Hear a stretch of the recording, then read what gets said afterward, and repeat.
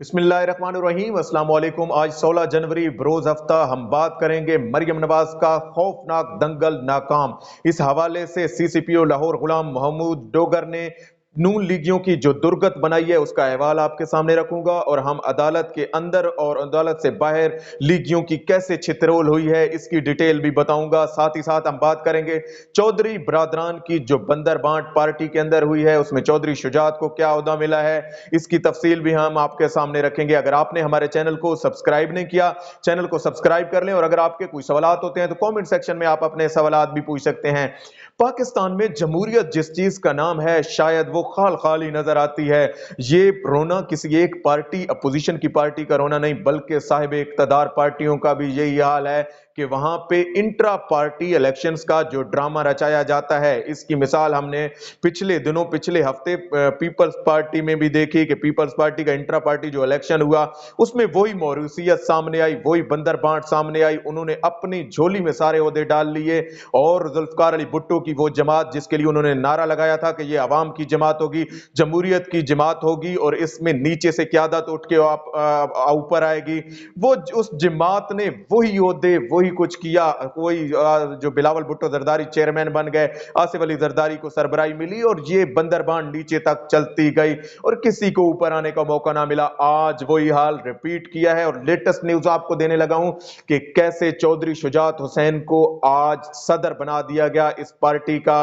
और इसके लिए मुझे सरायकी की वो मिसाल याद आ रही है कि अन्ना वंडे रेवड़ियां और वल वल पावे अपनी झोली, ये वही मिसाल है कि जो बंदर बांट ये करते हैं, ये सारे ओहदे सारी पार्टियां अपनी झोली में डालने की कोशिश करती हैं। काफ लीग का इंट्रा पार्टी इलेक्शन हुआ, इस हवाले से आपको बता दूं कि सदर बिला मुकाबला चौधरी शुजात हुसैन वही मुंतखब हुए। इसके अलावा चौधरी परवेज इलाही पंजाब के सदर बने, और वही सेक्रेटरी जनरल कौन, तारिक बशीर चीमा साहब जनरल सेक्रेटरी मुंतखब हुए। मैं आपको बता दूं कि ये लोग पहले भी थे, आज भी वही हैं, उन्हीं के वही ओहदे, कोई ओहदा भी तब्दील नहीं हुआ इन पार्टियों में। पार्टी क्यादत कैसे नीचे से उभरेगी, वो कारकुन जो सारी सारी जिंदगी इन पार्टियों के साथ गुजार देते हैं, आखिर उनको मिलता क्या है, मुझे तो ये समझ नहीं आती। और यहां तक बात खत्म नहीं होती, बल्कि आप देखें कि ये लोग कैसे इग्नोर करते हैं अपने कारकुनों को, अपने पार्टी के उन वर्कर्स को जो लोग सारी जिंदगी मेहनतें करते हैं, लेकिन ये अपनी मौरूसियत को कायम रखते हैं और कभी भी पार्टी का ओहदा, अपनी जो नस्ल है, अपनी मौरूसियत, उसमें से बाहर नहीं जाने देते। इसके साथ साथ अब आपको आज की सबसे अहम न्यूज दे देता हूं कि कैसे मरियम नवाज का जो खौफनाक दंगल था वो नाकाम बना दिया गया। आज मरियम नवाज एहतसाब अदालत में, आज जब शहबाज शरीफ और हमदा शहबाज की पेशी थी, और मैं आपको बता दूं मनी लॉन्ड्रिंग केसेस और शुगर मिल्स रेफरेंस केसेस में आज शहबाज शरीफ हमदा शहबाज ने पेश होना था। जब वो पेश हुए, उन्होंने शहबाज शरीफ ने वही पुराना रोना रोया, लेकिन आज समात के हवाले से आपको बता दूं कि एफबीआर ने टैक्स का रिकॉर्ड जमा कराना था कि शहबाज शरीफ की ये जो मनी लॉन्ड्रिंग हुई है, शहबाज शरीफ की ये जो रमजान शुगर मिल्स में करोड़ों की ट्रांजैक्शंस हैं, इस हवाले से इन्होंने टैक्स आखिर कितना जमा कराया, ये डिटेल्स अदालत में जमा करवाई गई। लेकिन शहबाज शरीफ ने वहां पे इजाजत चाही कि मुझे जो है वो बोलने का मौका दिया जाए। उन्होंने वही अपना राग अलापना शुरू किया और बताया कि मैं वेस्ट मैनेजमेंट के हवाले से तुर्क कंपनी के साथ, चाइना के साथ मैंने कैसे दोस्तियां निभाई हैं और कैसे मैंने तोहफे तहाइफ के तबादले किए। तो जज साहब की जानिब से, मुअज़्ज़ज़ जज की जानिब से ये उनको डांट पिलाई गई, छितरोल की गई कि आप जो है इसको कमरे अदालत को प्रेस कॉन्फ्रेंस ना बनाएं, ये कोई कॉन्फ्रेंस की जगह नहीं है, बल्कि आप बाहर जाके इस तरह की बातें करें। यकीनन ये लोग इररेलेवेंट बातें भी कमरे अदालत में करना चाहते हैं। और अब हम आते हैं आज के टॉपिक की जानिब। मैं आपको बता दूं मरियम नवाज ने कैसे जो है वो आज एक मंसूबा बना रखा था। आज वो मुलाकात करने जा रही थी अपने चाचा शहबाज शरीफ और हमदा शहबाज के साथ, लेकिन उसने लीगी गुल्लू भट्टों को भी साथ ले रखा था।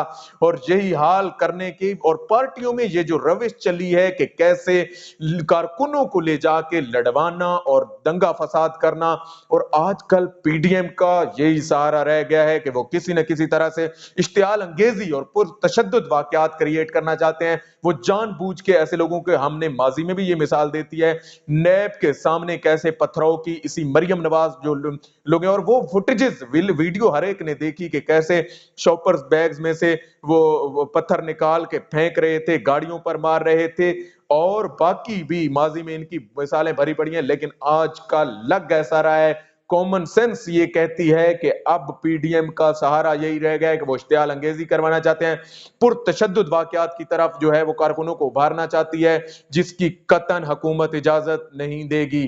आज भी एहतसाब अदालत से बाहर जब मरियम नवाज पहुंचे तो लीगी गुलू भट्टो ने पुलिस पर धावा बोलने की कोशिश की, लेकिन फौरन जो है वो सीसीपीओ उमर शेख के बाद आप न्यू अपॉइंट हुए हैं गुलाम महमूद डोगर साहब, उन्होंने पुलिस को एक्टिव किया और पुलिस ने जो हाथापाई करने वाले कारकुनों को छित्रोल की उनकी ऐसी दुर्गत बनाई कि वो भागते बने और नजर ही ना आए वहां पे।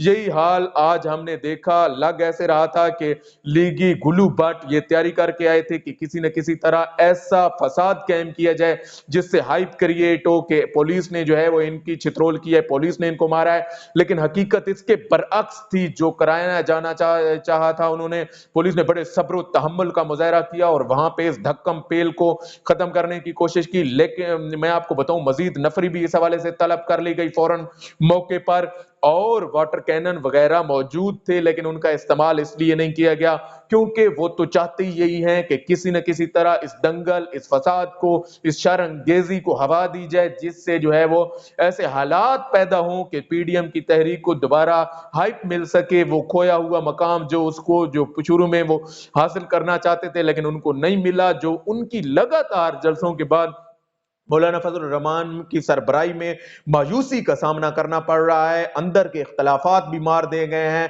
रही सही कसर बिलावल भुट्टो जरदारी ने जो पूरी की थी, अब उसको पूरा करने के लिए शायद नून लीग कुछ और वतीरा इस्तेमाल करना चाहती है, खासकर मरियम नवाज इस हवाले से। और आज राना सनोला का भी एक बयान मेरे सामने से गुजरा, वो ये कह रहे थे कि इलेक्शन कमीशन के सामने नून लीग भरपूर तैयारी के साथ जा रही है।